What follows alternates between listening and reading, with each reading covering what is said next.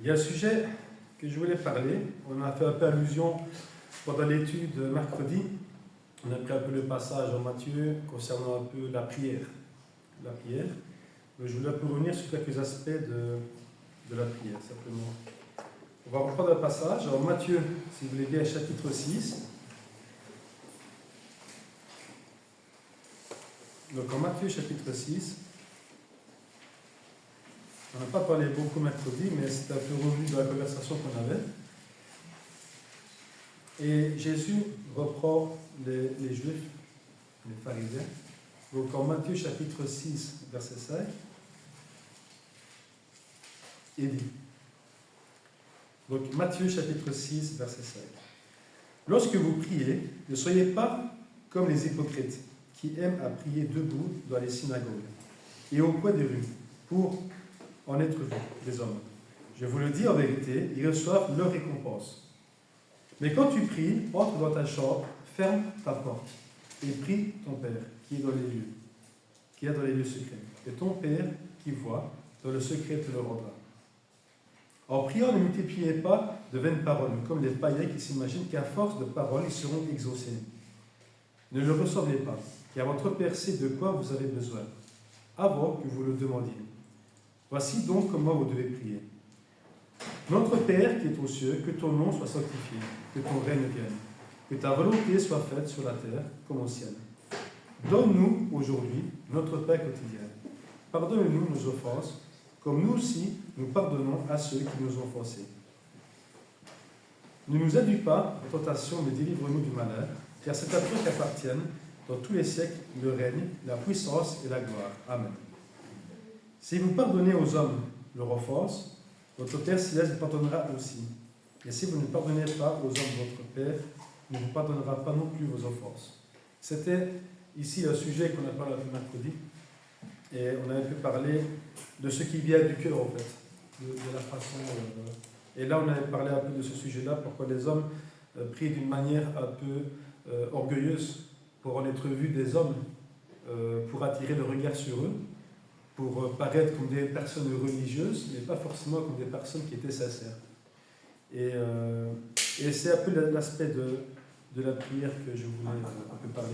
Aujourd'hui, il y a beaucoup de gens qui disent quand on s'adresse à Dieu, Dieu ne répond toujours pas à nos prières. Quand on s'adresse à Dieu, des fois, ça prend du temps. Des fois, j'ai prié, c'est venu. Mais il y a beaucoup de choses qui... des fois, quand on prie, on voudrait les choses qui viennent tout de suite. Quand on prie en général à Dieu, c'est que c'est le seul moyen de demander quelque chose, parce qu'on a peut-être tout essayé.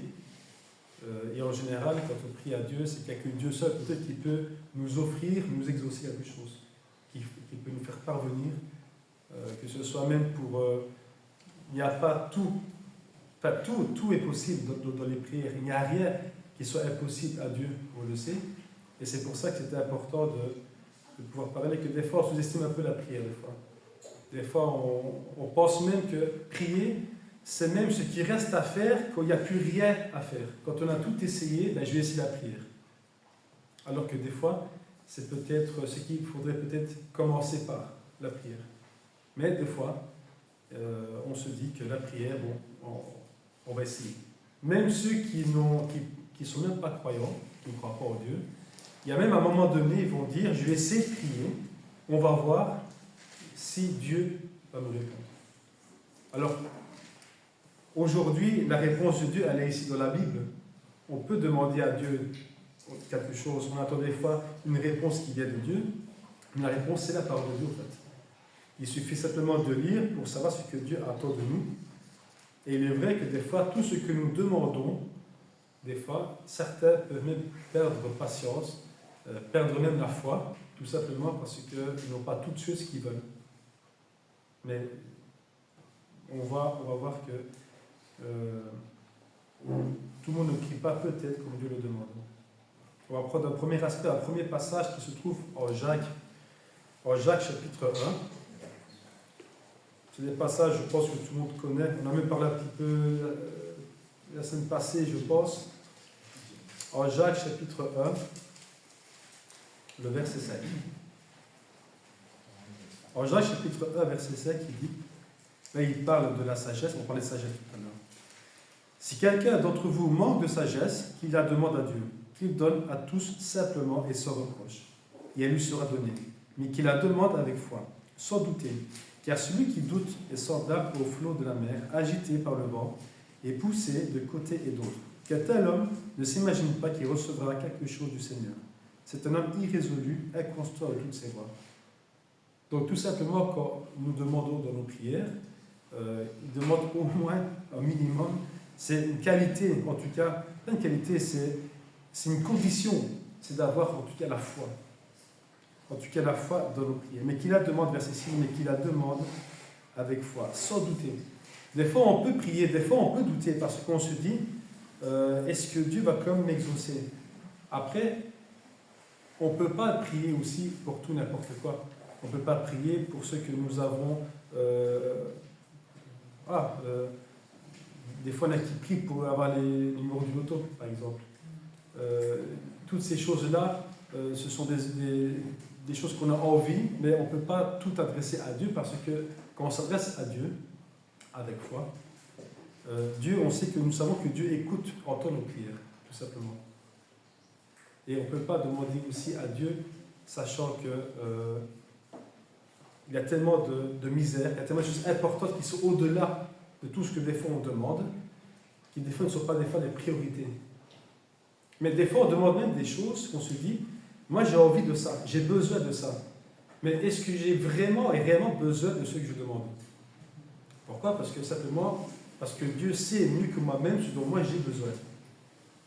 Des fois, nous, on a envie de ça, on prie pour quelque chose, mais ce n'est pas parce que moi je pense en avoir besoin que Dieu sait que c'est bon pour moi d'avoir ce que je demande.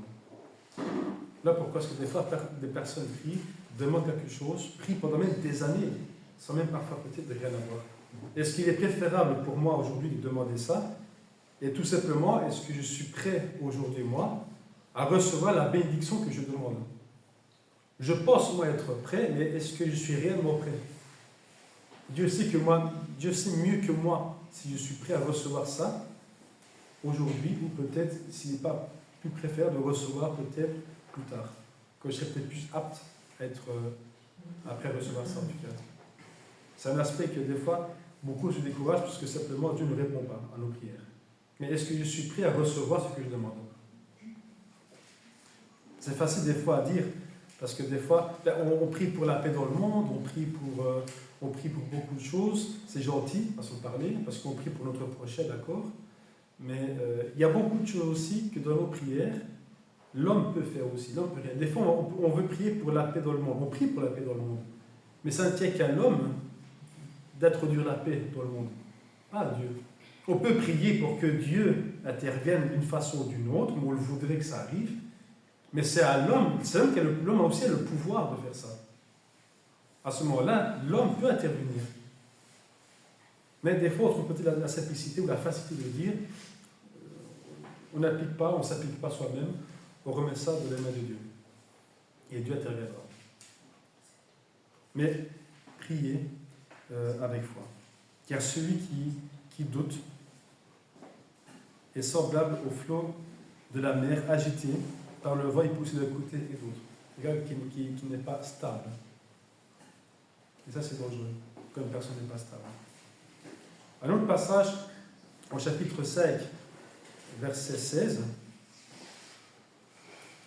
où il dit, toujours en Jacques, « Confessez donc vos péchés les uns les autres et priez les uns pour les autres afin que vous soyez guéris. La prière fervente du juste a une grande efficace. » Aujourd'hui, on va dire qu'est-ce qui est le juste. Aujourd'hui, tous ces chrétiens, tout le monde se prétend être juste. En tout cas, ce qui est juste, c'est pour moi celui qui essaie en tout cas de mettre en pratique la volonté de Dieu, quoi qu'il arrive, et de s'y attacher fermement.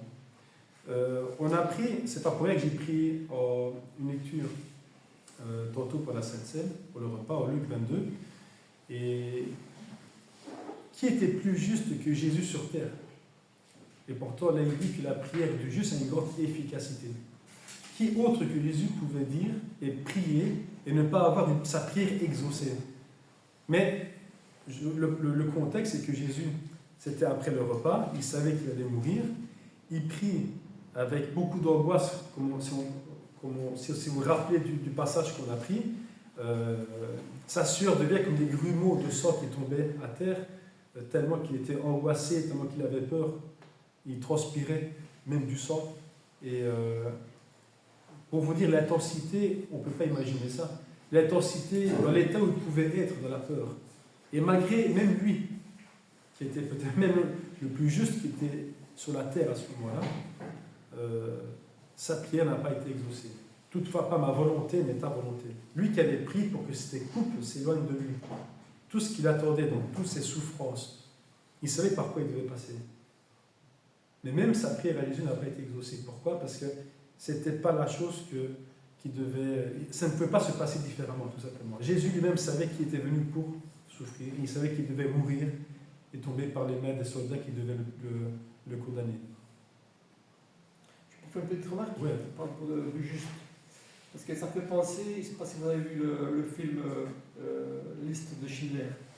Et pendant la guerre, il y a des hommes qui ont donné leur vie pour sauver ce qui s'est passé, l'Holocauste, etc. Même qui ont fait des enfants et qui ont donné leur vie parfois pour sauver l'autre au péril de leur propre vie. Et en Israël, eh bien, ces hommes-là qui se sont sacrifiés pour sauver les autres sont appelés les justes. Ça fait penser un petit peu à ce que tu expliques là. C'est-à-dire qu'ils mettent le juste, c'est celui qui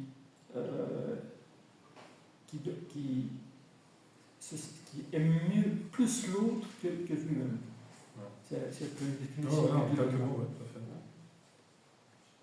On devrait tous être des justes. Tous ceux en tout cas qui se prétendent être chrétiens devraient tous être des justes en pratiquant la parole de Dieu. Il y a beaucoup de choses. Notre comportement devrait, en tout cas le mien, pourrait changer radicalement en tout cas. Au chapitre 4, toujours en Jacques, au verset 3, là Jacques dit, toujours en parlant, vous demandez et vous ne recevez pas parce que vous demandez mal, dans le but de satisfaire vos passions. On parlait tantôt des raisons pour lesquelles on peut prier pour tout, mais dans le but de satisfaire vos passions, quelque chose qui n'est peut-être pas salutaire pour vous.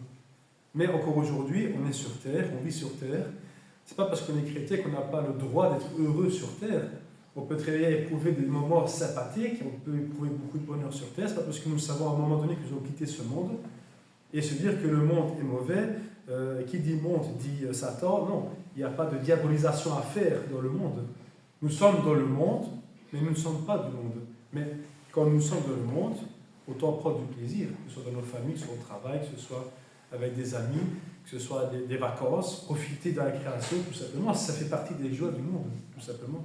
Mais il n'y a pas que dans nos prières, il dit ici comme ça, que vous demandez mal pour satisfaire vos convoitises. Parce que ce n'est pas forcément quelque chose qui est salutaire, qui n'est pas une priorité. Sans savoir même que ce que nous demandons, qui n'est pas une priorité, est peut-être même une occasion de chute pour nous plus tard qu'on demandait. Des fois, on se demande toujours pourquoi est-ce que ça s'est arrivé. Des fois, on se dit, pourquoi ça nous a permis que ça arrive. Mais des fois, peut-être, on ne peut pas savoir ce qui se serait passé si ce ne serait pas arrivé. Mais tout ce qu'on peut faire, c'est faire confiance à Dieu, tout simplement, et marcher avec lui.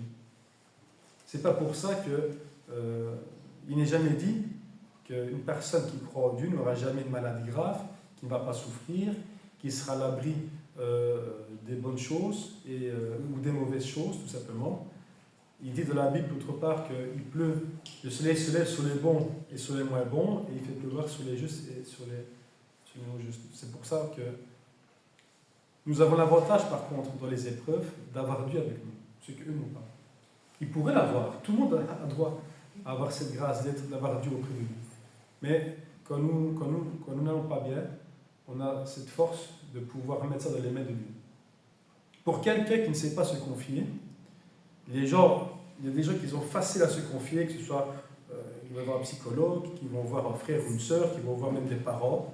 Ça ne va pas, papa et maman et moi, ou un ami, ou un docteur, tout simplement. Mais celui qui ne sait pas, tout le monde ne sait pas exposer, par exemple, je ne vais pas dire des faiblesses, parce que c'est une force de pouvoir exposer ça. Tout le monde n'a pas facile à dire à quelqu'un d'autre, écoute, prie pour moi parce que j'ai difficile avec ça. Prie pour moi parce que j'ai besoin. Tout le monde n'a pas facile à dire ça.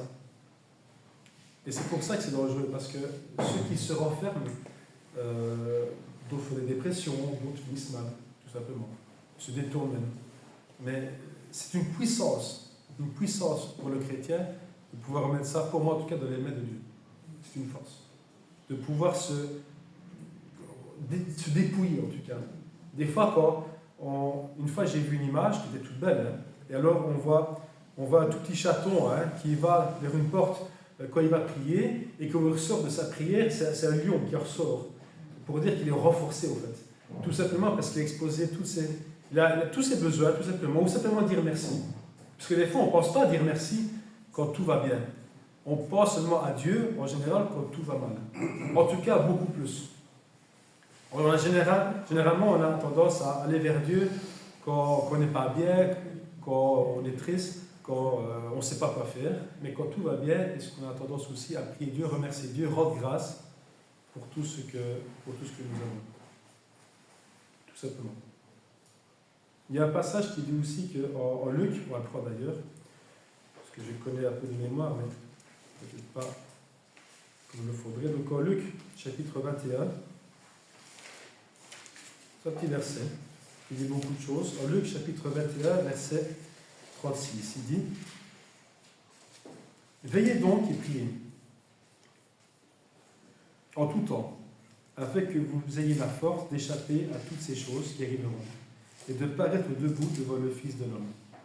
Pendant le jour, Jésus enseignait dans le temple et allait de nuit à la montagne appelée la montagne des Oliviers. Et tout le peuple, dès le matin, se rendait vers lui dans le temple et l'écoutait. Mais tout simplement, je lis le verset 26, « Veillez donc et priez en tout temps, afin que vous ayez la force d'échapper à toutes ces choses qui arriveront, et de paraître debout devant le Fils de l'homme. » Tout simplement. La prière renforce. Parce qu'on remet tout ça dans les mains de Dieu. On se dépouille un peu des tracas qu'on peut avoir. Aujourd'hui, non seulement on se tracasse pour ce qui se passe aujourd'hui, mais on se tracasse même pour ce qui va se passer demain et après-demain, ainsi de suite. Comme dit à l'autre passage, chaque jour suffit sa peine. Mais les gens entendant, remet ça déjà dans les mains de Dieu. C'est une façon aussi de se reposer sur quelqu'un. Pas que Dieu est un bouc émissaire, mais simplement parce qu'il est permis qu'entre ses mains, on peut tout simplement tout remettre. C'est une grâce. Je ne sais pas si on se rend compte des fois du fait qu'on peut tous avoir quelqu'un sur qui on peut tout remettre. Tout simplement. Pour nous-mêmes. Parce que Dieu écoute nos prières, tout simplement. Et on sait qu'il les écoute. Un autre passage qu'on connaît aussi en 1 Thessaloniciens chapitre 5, 17 et 18, où il dit « Priez sans cesse, soyez toujours heureux. » Priez sans cesse, tout simplement. Et c'est pour ça qu'il était important de se remettre dans un état où aujourd'hui, toutes ces personnes, que ce soit chrétiens ou pas chrétiens, ont des fois un manque d'assurance, un manque de confiance en eux, un manque de sagesse, comme on l'a dit ici en Jacques, c'était un contexte avec la sagesse. Toutes ces choses-là, des fois quand on prie, et on prie d'ailleurs, encore bien, c'est le moyen où s'adresser à Dieu, tout simplement. Ça va une liaison, une relation avec Dieu. On a beaucoup de relations avec beaucoup de personnes sur Terre. Ce n'est pas la personne principale toujours qui peuvent nous aider, ils peuvent nous conseiller, d'ailleurs, c'est vrai. Mais on sait qu'en tout cas, dans les mains de Dieu, c'est quelque chose qui est certain. La prière, on se dit toujours, Dieu me répondra, je ne sais pas quand, je ne sais pas comment. Des fois, on ne se remet pas compte que la réponse, on l'a des fois sous les yeux, parce que c'est la parole de Dieu. Des fois, on s'attend à avoir une révélation, comme certains prétendent, comme dans les films nous disent, avoir quelque chose d'extraordinaire pour avoir enfin une réponse, pour se dire, j'ai une réponse à ma prière. Alors que des fois, la réponse, on la connaît déjà parfois. Simplement, il faudrait peut-être juste relire un peu nos Bibles, relire la parole de Dieu, pour se rendre compte que tout est déjà là, mais seulement c'est nous-mêmes, des fois, on se met sur le côté et on considère qu'on est tellement habitué à aimer autre chose, des choses qui ne sont pas forcément ceux qui sont approuvés, qu'on se met nous-mêmes à l'écart des grâces de Dieu. Aujourd'hui, le fait, par exemple, qu'on va manger un repas tout à l'heure, on sait qu'il y a des pays où ils ne mangent pas, ou même en Belgique, il y a des personnes qui ne mangent pas leur fête tous les jours. Le fait de remercier et de rendre grâce en toutes choses à Dieu, c'est aussi remercier la nourriture que Dieu nous accorde. Alors certains pourraient dire, oui, mais tu as travaillé pour avoir l'argent, pour avoir cette nourriture-là, ou pour le toit que tu as. C'est pas Dieu qui t'a donné ce toit-là, ou cette nourriture, c'est toi qui te l'as payé par ton propre argent. C'est vrai. C'est vrai. Mais Dieu, simplement merci à Dieu pour même l'argent que j'ai et pour le travail que j'ai. Parce que tout le monde n'a pas l'argent, tout le monde n'a pas de travail pour se venir aux besoins de sa famille. Je parlais il n'y a pas longtemps avec mes enfants de ça. Il y a des pays, des fois on voit souvent des photos. Et c'est triste, mais c'est la réalité. On voit des enfants qui font des kilomètres à pied pour boire dans une flaque de boue. Parce qu'ils n'ont rien d'autre. Et des fois, on se plaint pour une boisson que c'est pas ce que je voulais, ou c'est pas ça que je veux, ou j'aurais préféré autre chose. Alors oui, on a le choix, on a le privilège de choisir ce qu'on veut. Mais on devrait aussi considérer aussi qu'il y a des personnes qui n'ont pas ça. Et tout simplement dire merci pour la nourriture, merci pour le toit, merci pour la relation que nous avons, merci pour la voiture qui nous apporte. Il y a des personnes qui font des longues routes. Tout simplement merci pour nous. Des fois, on ne se rend même pas compte des biens qu'on a, tout simplement. Et on pense que c'est même naturel. On pense même que c'est grâce à nous, ces choses-là. Alors, quand on considère en tant que croyant qu'un non-croyant a peut-être même plus que nous, on pourrait dire, finalement, c'est pas parce que je suis croyant que Dieu est là à m'aider quelque part. Mais quoi qu'il arrive dans tous les besoins que j'ai, je sais qu'en tout cas que Dieu est à côté de moi, tout simplement. Et le fait même de m'adresser à Dieu quand je fais une prière, que j'ai besoin de lui, ou simplement que je dise merci Seigneur pour ce que j'ai à demander, c'est une joie personnelle de m'adresser à Dieu, mon Créateur, tout simplement pour dire simplement merci. Tout simplement. On ne dit pas assez merci. Je ne dis pas en tout cas assez merci. On devrait tous dire un peu plus merci. Tout ça pour dire que il y a un passage aussi que Paul, on voit que Paul a prié aussi pour son écharpe qu'il avait, ses douleurs, et on sait la réponse de Dieu qui dit « Ma grâce te suffit ».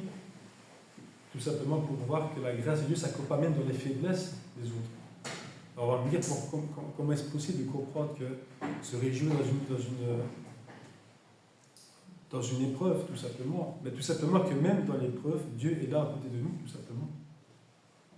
On n'a pas à se dire que Dieu n'est pas à mes côtés, Dieu n'est pas à mes côtés. Dieu est sans cesse à nos côtés. En Matthieu 28, Jésus l'a dit aussi, je suis avec vous tous les jours jusqu'à la fin.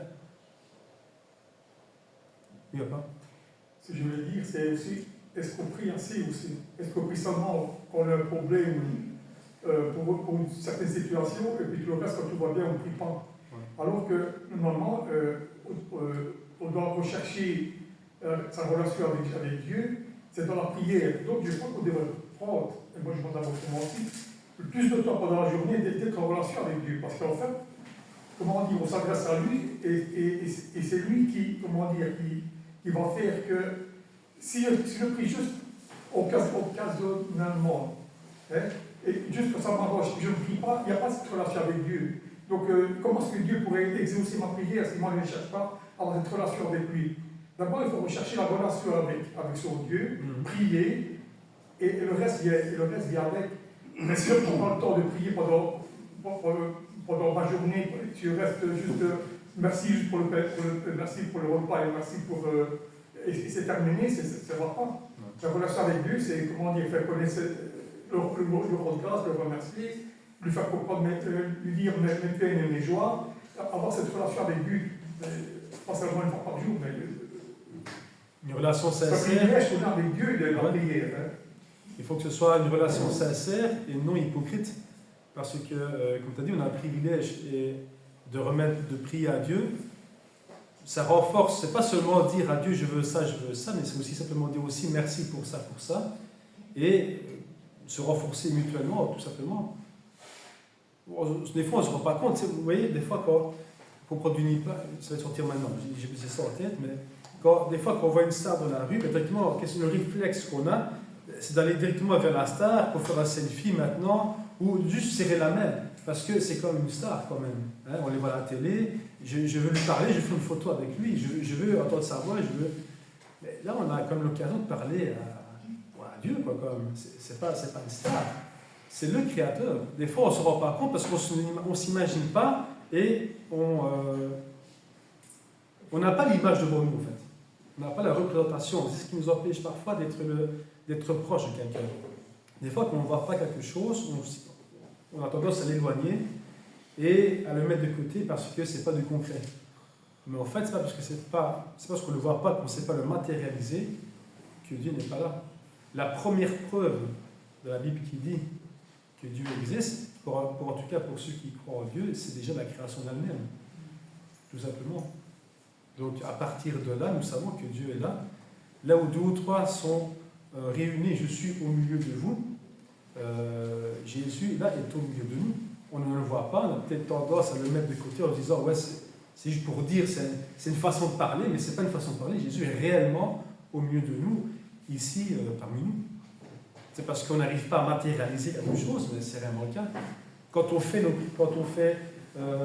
nos chants, est-ce qu'on chante vraiment avec tout notre cœur, en s'imaginant que Jésus est au milieu de nous? Est-ce qu'on chanterait de la même façon si on savait que Jésus serait vraiment là, ici sur la chaise, que tout le monde pourrait le voir? Est-ce qu'on est à fond dans nos cœurs, dans nos louanges, quand on s'imagine qu'il est vraiment là? C'est pas une fois un mercredi, je avait fait une étude, et donc on est tous assis en cercle. Ouais. Et je ne sais pas qui avait mis une chaise au milieu du cercle, et là, et qui avait dit, voilà, ça c'est Dieu. Ouais.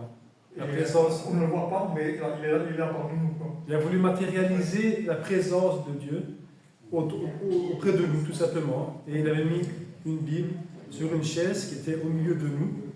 Et tu avais même dit, si je me rappelle bien, c'est un truc qui m'avait marqué, et je pense que je me rappellerai toujours, que quelqu'un, avant de prendre la parole, regarde d'abord, tu as dit ça, hein, regarde d'abord en direction de la chaise avant de parler. Ça veut simplement dire, avant de parler, avant même d'agir, pas seulement ici à l'étude, à l'époque, à ce moment-là, ça fait comme des années, hein, mais tout simplement dans nos vies tous les jours jusqu'à la fin, on doit pratiquer ça, c'est simplement chaque parole que je vais dire, ou chaque action que je vais faire, est-ce que Dieu pourrait approuver ce que je vais faire ou ce que je vais dire, tout simplement. C'est ma façon à moi de m'appliquer dans ma vie chrétienne en me disant, avant de parler, je vais d'abord demander si ce que je vais dire est approuvé de Dieu. Je pense que Dieu pourrait approuver ça ou pas. Et c'est une façon, en tout cas, de trouver l'intérêt de Dieu dans ma vie et de m'appliquer davantage dans ma vie en considérant pas seulement ma famille et mes amis, mais Dieu en première place. Parce que des fois, on ne s'imagine pas, des fois, on se dit que je n'ai rien vu, que personne n'a rien vu, je me comporte mal. Oui, c'est vrai, Dieu m'a vu, mais voilà, je demandais pardon, puis c'est... Voilà. Encore une fois, quand on demande pardon à Dieu, il faut que ce soit sincère. Prier avec foi, mais aussi pas avec une hypocrisie, parce que Dieu qui sait, avant même ce dont vous avez besoin quand vous priez, avant même que vous ouvrez la bouche, comme on a lu en Matthieu chapitre 6, il dit Dieu sait de quoi vous avez réellement besoin. Alors ne soyons pas hypocrites en demandant à Dieu pardon pour quelque chose, sachant que quelques jours après, je sais que c'est quelque chose qui va revenir continuellement. Demandez plutôt à Dieu la patience et la force d'abandonner ces choses-là, sachant peut-être que ça va revenir, mais déjà demander la force de surmonter, essayer de surmonter chaque épreuve. Même, on a tous quelque chose qui nous rattrape derrière. On a tous un défaut, quelque chose, une faiblesse, et on a besoin des fois de demander à Dieu de nous aider à donner la force, la patience de surmonter chaque chose. Mais si on demande pardon pour quelque chose, sachant qu'après, je vais systématiquement le recommencer, c'est hypocrite. Et ce n'est pas de prier de tout votre cœur, ça. Et ce n'est pas non plus prier avec toute votre foi non plus. Il dit dans la prière, pardonne-nous comme nous aussi nous pardonnons. Si moi je pardonne mal, Dieu ne pardonnera pas non plus. Et ça aussi. C'est important. C'est facile de dire pardon, je demande pardon, si moi-même je ne pardonne pas à mon prochain. Non. Et c'est même une grâce qui a été faite, c'est ça que je comprends, c'est même une grâce qui a été faite à l'homme de pardonner pour lui-même être pardonné, pour pouvoir être pardonné. Ça ne veut pas dire que si je pardonne plus qu'un autre, je serai mieux pardonné de Dieu que mon frère ou ma sœur. Mais simplement, je n'ai pas regardé ce que l'autre fait. Je dois agir pour moi-même, point barre. Je n'ai pas regardé et copié l'autre pour dire j'ai fait mieux que lui, donc j'aurai peut-être plus de grâce que lui. Mais simplement dans une honnêteté sincère, si je me demande pardon à Dieu et que d'un autre côté je ne pardonne pas mon prochain, ma prière n'est pas juste. Quand on avait parlé il n'y a pas longtemps des lois, il y avait un passage en Matthieu 17, quand Jésus dit je ne suis pas venu abolir la loi mais l'accomplir, tu vois. Et puis il prend quelques exemples plus loin et il dit comme ça, pour dire ne soyez pas comme ces pharisiens-là qui disent des choses qu'ils ne font pas eux-mêmes. Et il dit comme ça que quand quelqu'un va préparer son moment, tu vois, ou son sacrifice, quelque chose comme ça pour le Seigneur, et que tu te rappelles que tu es différent avec ton frère, ben, laisse là d'abord ton offrande, va d'abord te réconcilier avec ton frère, et puis là reviens à présenter ton offrande devant Dieu. Elle sera beaucoup plus agréable à Dieu. C'est une question d'honnêteté. On ne peut pas venir ici avec l'envie de venir à Dieu avec cœur sincère, dévoué pour remercier Dieu, sachant que j'ai laissé derrière des disputes que j'aurais pu éviter ou que je pourrais simplement pardonner, que j'ai laissé des gens en colère. Et d'abord, je viens à Dieu avec l'esprit de contradiction. En fait. Devant Dieu, ce n'est pas cohérent. Il y a un bon passage aussi qui explique ça, c'est avec le type qui devait rendre la dette au roi. Ouais. Il devait rendre la dette au roi, et le roi il a eu de la peine, il a dit bon ça va, j'ai pas besoin que tu me rendes la dette. Mais il y avait un autre qui devait rendre de l'argent à cet homme, à lui-même. Et lui, qu'est-ce qu'il a fait? Il a dit tu as intérêt à me rendre l'argent parce que sinon tu auras des problèmes. Et le roi, qu'est-ce qu'il a dit après? Je t'ai accordé, donc je t'ai laissé la dette, tu aurais dû faire la même chose avec une autre personne. Ouais. Donc automatiquement, et c'est ça c'est un peu pour nous. Simplement être cohérent avec nous-mêmes, hein, et respectueux, mais pas d'avoir du respect pour nous-mêmes, mais au moins du respect pour Dieu. Au moins. Parce que quand on sait nous-mêmes qu'on vient à Dieu avec ce petit truc caché là, encore une fois, personne ne nous a vu, mais on sait que Dieu nous a vus. Et Dieu sait à quel point on n'est pas droit, on n'est pas honnête. Hein. La première fois qu'on a vu ça, c'était avec Caïn et Abel, quand tous les deux devaient offrir les fruits de la terre et les fruits des récoltes avec Abel et Caïn. On voit que l'offrande de Caïn déplut à l'Éternel, tu vois, parce que tout simplement parce que voilà, est-ce qu'il a voulu n'était pas honnête devant Dieu par rapport à celle d'Abel. Mais aujourd'hui, dans nos prières, est-ce qu'il est juste de demander quelque chose de la part à Dieu pour que Dieu puisse intervenir dans ce que je demande, sachant que moi-même, je n'applique pas un minimum la volonté, même de moi-même, de se dire, est-ce que je suis cohérent avec ce que je demande par rapport à ce que j'applique tous les jours de ma vie? Tout simplement. Mais la prière, voilà, c'est pour ça que on voulait prendre le passage de Matthieu 6, parce que Jésus reproche aux Juifs, aux pharisiens, une façon de prier qu'ils avaient, qui était hypocrite, et qui reflétait plutôt la gloire qu'ils avaient des hommes, plutôt que celle de Dieu. Mais qu'est-ce qu'il dit Jésus? Il dit, ils ont leur récompense, la gloire des hommes. Ils l'ont. Mais eux, ils auront seulement la gloire des hommes. Ils n'auront pas la gloire de Dieu en plus. Nous, on ne cherche pas à avoir la gloire des hommes. On cherche à rendre gloire à Dieu, tout simplement. Si les hommes, bravo, on a demandé, tant mieux. Mais c'est Dieu qui doit approuver les choses, ce n'est pas l'homme qui doit approuver. Et l'homme qui est derrière tout ça et qui cherche à chaque fois les plaisirs des hommes avant celui de Dieu, ça aussi c'est une démarche qui n'est pas en tout cas droite et honnête devant Dieu. Mais en tout cas, quand nous prions, que n'oublions pas que Dieu, il est vrai, a le pouvoir d'accomplir toutes choses, la force, il écoute nos prières, il sait déjà avant nous-mêmes ce dont nous avons vraiment besoin, et c'est ça aussi qu'il ne faut pas oublier. Un autre passage qu'on va prendre, ce sera le dernier, en Romains chapitre 8.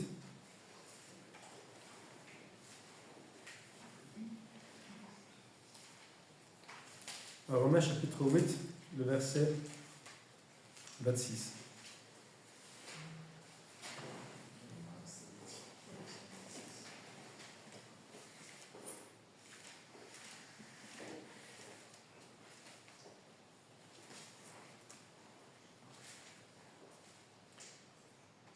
verset 25, « Mais si nous espérons ce que nous ne voyons pas, nous l'attendons avec persévérance.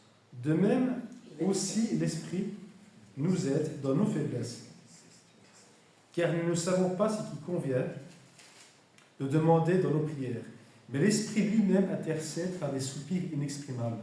Et c'est celui qui sonde les cœurs, connaît quelle est la pensée de l'Esprit, parce que c'est selon Dieu qu'il intercède en faveur des saints. » C'est-à-dire que même quand nous ne savons pas même comment prier, ce dont nous avons vraiment, même l'Esprit en nous intercède. Vous voyez ici l'approche qu'on doit avoir avec Dieu, parce que celui qui s'écarte de Dieu, celui qui ne... Papa l'a dit tantôt, on ne doit pas venir à Dieu seulement quand il y a un intérêt derrière, quand tout va mal, et seulement quand c'est une fois de temps en temps parce que je néglige un peu ma prière.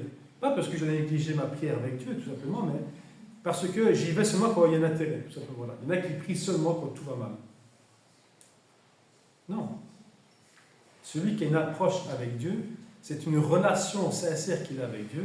C'est une relation qu'il doit entretenir tous les jours, aussi bien quand tout va mal que quand tout va bien. En tout cas, c'est ce qu'on va essayer de faire, c'est ce que nous devrions faire en tout cas pour nous rapprocher de Dieu. Parce que l'esprit que nous avons reçu, il est écrit que notre corps est le temple, l'habitation de cet esprit en nous. Et on a cette grâce de pouvoir avoir ce privilège, d'avoir cette connexion avec Dieu par la prière. Et des fois, malgré les épreuves ou tout ce qui peut arriver dans la vie, on a tendance des fois à blasphémer un peu ça, à contredire ou à attrister des fois aussi ces choses-là.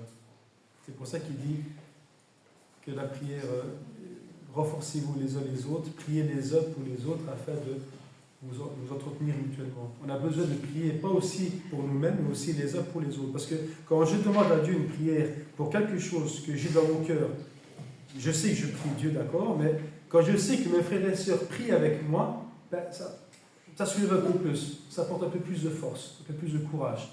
Et nous-mêmes, on est beaucoup plus fortifiés, encouragés, sachant que les gens prient aussi avec moi. Parce que je veux changer.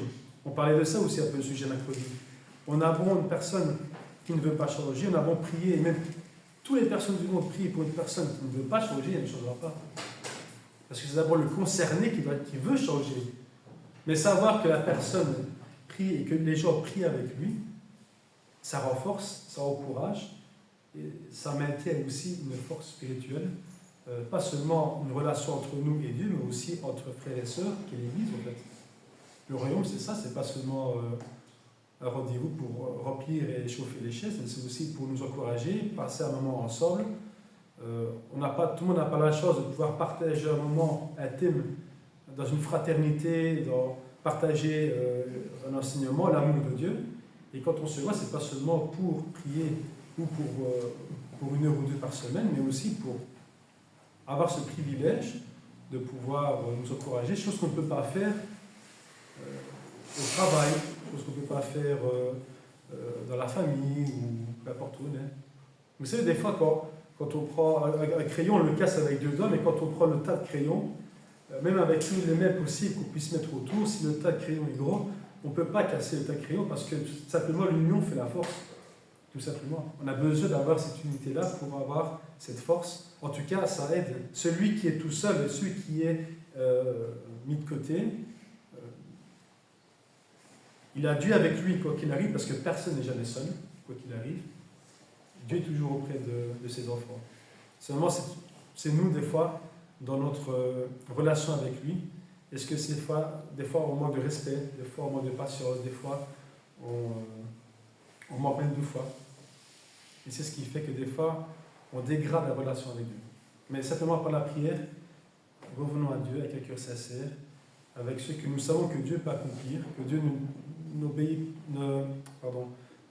répond pas toujours à nos prières, mais que ça ne veut pas dire que Dieu n'exauce pas nos prières, mais simplement peut-être, est-ce que nous sommes prêts à nous regarder, est-ce que nous regardons nous-mêmes, on peut savoir si nous sommes prêts à recevoir ce que nous demandons nous-mêmes. Simplement pour la bonne raison qu'on se dit, je pense que je suis prêt. Mais est-ce que Dieu pense que je suis prêt autant que moi je suis prêt?